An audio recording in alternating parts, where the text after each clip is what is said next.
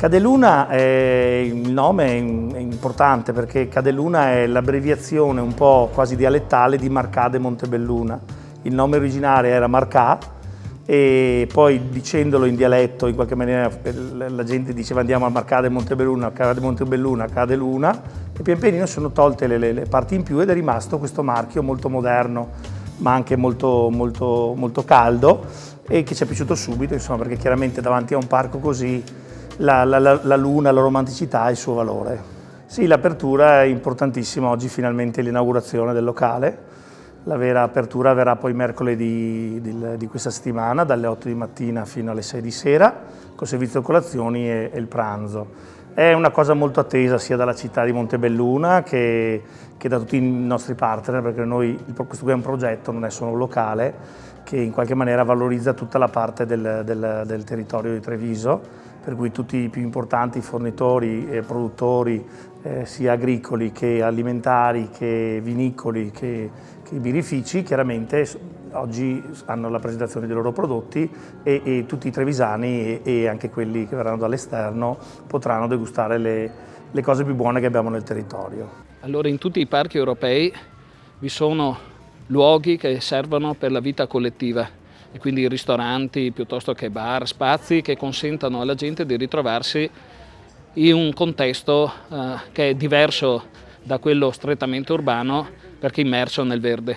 Questo era l'obiettivo che come amministrazione comunale ci eravamo posti quando si era aperta la possibilità di ricevere dei finanziamenti a valere sui fondi FSC, i fondi di coesione. Devo ringraziare in modo particolare quelli che all'epoca erano i miei colleghi sindaci del comprensorio montebellunese, perché la scelta del finanziamento richiedeva una decisione collegiale dei primi cittadini all'interno dell'intesa programmatica d'area Montello-Piave-Sile. Grazie a loro abbiamo portato a casa 1 milione di euro, un altro 1 milione di euro l'ha messo il comune e questa barchessa è stata restaurata e restituita alla fruizione collettiva. Con un altro avviso pubblico abbiamo trovato poi un soggetto gestore che ha creduto in questa intrapresa. Oggi siamo all'inaugurazione. In questi anni abbiamo portato avanti molti sforzi per allontanare le presenze indesiderate all'interno di questo parco. Adesso abbiamo l'occasione di avere un luogo per far incontrare la cittadinanza, ma ricordo a tutti che questo spazio 2 mesi all'anno sarà utilizzabile anche per eventi culturali che adesso i nostri uffici andranno a programmare. Insomma, la Barchessa Manin torna a far vivere l'omonimo parco.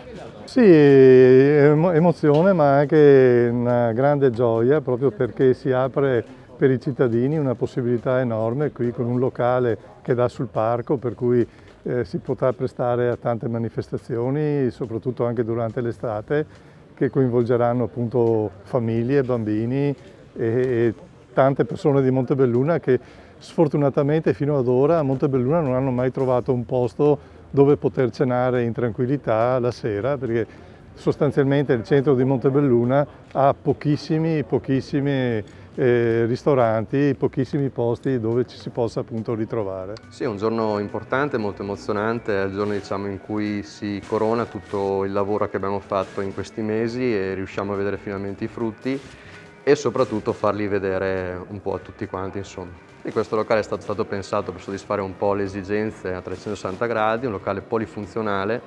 Come vi dicevo prima, la saletta business di là, qui adesso ci troviamo nella sala granaio, così dominata perché una volta qui venivano stoccati i grani. E quindi cosa abbiamo pensato? Di fare qui la nostra pizzeria, proprio per richiamare quello che è il discorso farine, grani.